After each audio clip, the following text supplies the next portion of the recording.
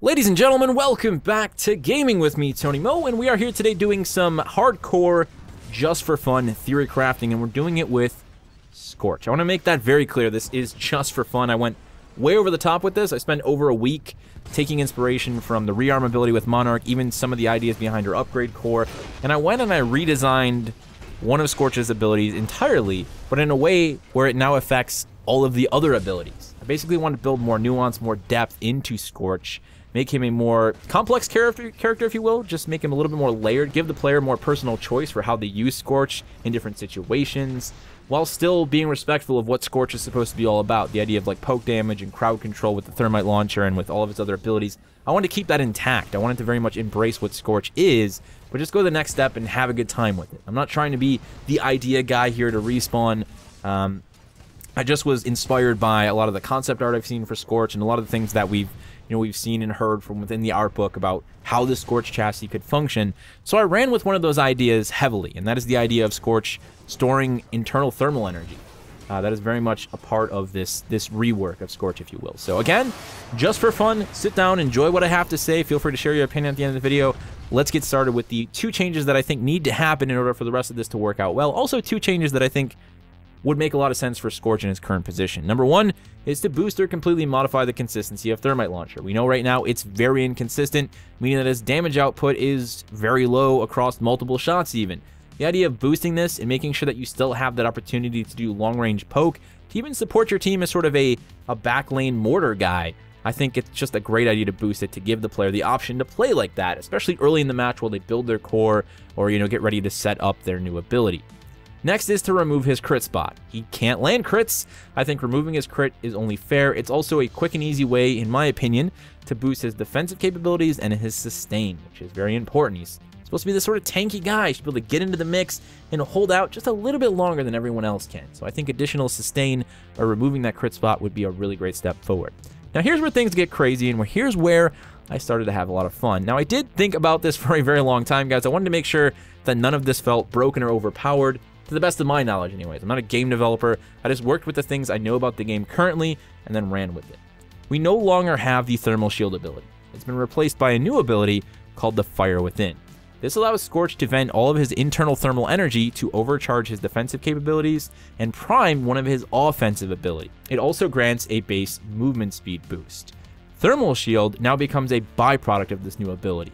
It grants a full body thermal shield layer that eliminates self-damage and also damages anything that comes in contact with it.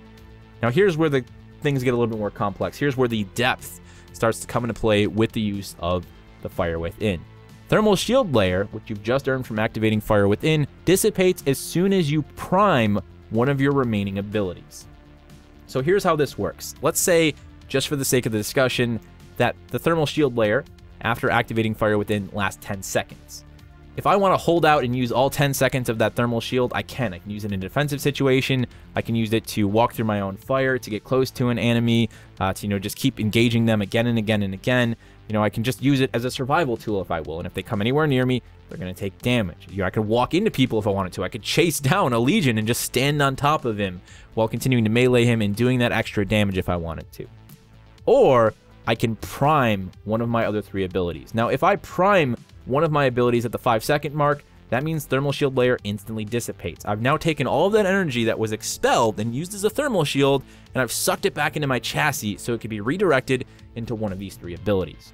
So here's how we've actually gone out and changed the 3 abilities as they become their primed version. So if I prime Firewall, it's going to allow Scorch to simultaneously deploy 2 firewalls, 1 from each hand. No more of that, like 1 firewall, and then maybe I'll pop a canister and ignite it. Oh, Legion walked away already. No, this is 2 firewalls. Boom, right off the bat, I now have this ability to lay down these 2 fire fences, essentially, to pin enemies between them. Now, this isn't, just overpowered God mode. It can obviously be countered here. Ronin can phase shift out of it. Northstar can fly over it. Tone and Ion could even sit in the middle of it and just try and, boost up their defenses. It's all about crowd control. Making the enemy make a decision. Do they stay and fight? Do they walk through the fire? Do they use their phase and put themselves outside of it? It's just about crowd control, and I think this would work far better than anything that we have with the single firewall right now. Not to mention, if we're on a map like The complex, for example, you can now coat that hallway with 2 firewalls. The chance of doing damage to targets who are all grouped up in that hallway has now been increased by another 50%. Next up, you might decide to prime your incendiary traps. If you do this, it's going to produce an overcharged gas canister that now explodes and ignites on impact with enemy titans. So if I fire it directly at an enemy titan, boom, instantly explodes, coats the ground with thermite. That guy's now standing in it taking additional damage. So you'd actually get an additional damage boost to any titan that is exposed to this. Now the other side of the coin is that the canister will also auto-ignite once it becomes stationary. So if I bounce it off of a wall behind a tone shield, as soon as it hits the ground and stops moving, it will instantly ignite.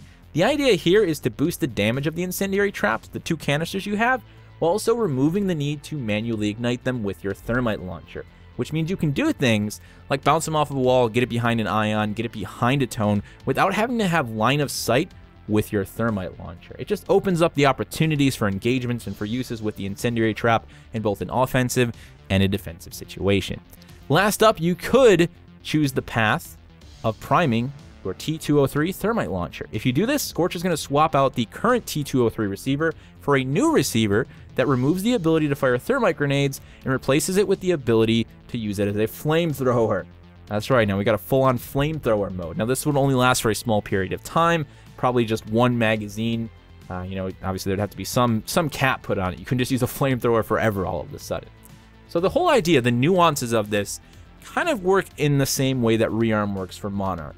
Rearm is also all about balancing and building your energy, you know, using Rearm to get the most out of your rocket salvo. It's kind of the same idea here with the Fire Within. You've got a lot of choices to make as a player. Do I activate the Fire Within, and do I get the full extent of that thermal shield to defend myself and to push on the enemy with that boosted movement speed, and of course that elimination of self-damage? Or do I just go ahead, pop it, and then instantly prime one of my abilities because I want to use one of them right now for the situation I'm currently in? Now here's the other thing I like about this. Since that thermal shield layer would be visually represented on Scorch, the enemy would know that you have the opportunity to prime one of your abilities, and they can then counter it in one way or another. They're not going to know which one you're going to prime, but at least they know that you have the opportunity to prime one of your abilities in the near future. I just wanted to make sure that this wasn't something that felt like invincible and that wasn't somewhat identifiable by the enemy player. People should be able to counter it, they should be able to prepare themselves, and if they don't, well, then you can take advantage of that. You know, that's the whole idea of people saying, oh, wow, he's got thermal shield up. I see it on his body. Let's stay away from him. He could prime one of his abilities right now, and they don't know which one he's going to prime. They don't know how he's going to run it, and obviously you can decide how you want to run it on the fly up until the end of that 10-second mark. So that's what we're running with. I wouldn't actually change Scorch's core in this instance. I actually think that his core is good the way it is. It's a great ability for dealing damage and eliminating targets that have already taken damage. I think boosting all of his damage capabilities by allowing you to constantly rotate the Fire Within on its cooldown to engage enemies at different distances and to get the most out of different abilities by priming them would allow you to do the damage you need to do to get more uses out of your core, to actually get more effective uses out of your core. You know, you can now go in and actually solo damage targets, or at least push them back, build that core, drop that core, and, you know, get those kills with it. Again, just for fun. But I really like what I came up with here. Again, I don't know how practical it is. I'd love to have someone at Respawn tell me, like, this just wouldn't work. I know there would be a lot of obvious little, like, rigging and design elements that would come into this. You'd have to make a flamethrower, for example, and make that work. You know, animations for the dual firewalls. You know, maybe even, you know, completely changing the way the incendiary trap works. And, of course, all of the animation stuff going on with the thermal shield layer. You know, removing thermal shield as it currently functions. This would be some over-the-top stuff. But it's just, again, as someone who really loves Scorch, I thought a lot about doing like a realistic discussion, and I was like, I'd rather save that for like a sit down with Dino, kind of like we did yesterday, and go a little bit more all in on that. So let's just have fun and see what we can come up with. And this was, you know, a week's worth of just thinking and toiling away and saying what works and what doesn't work. So let me know what you guys think about it. If you have any of your own like sort of out there theories that you think might work for Scorch in the future. I know I've seen a lot of people talk about the flamethrower, and I agree. I think that would be wicked cool, and I think it would just fit with his with, you know, the playstyle, what Scorch is supposed to be about. Feel free to let me know down in the comment section below. Thank you guys so much for watching, and as always, remember to play smart, remember to play to challenge yourself, but most importantly, remember to play for fun.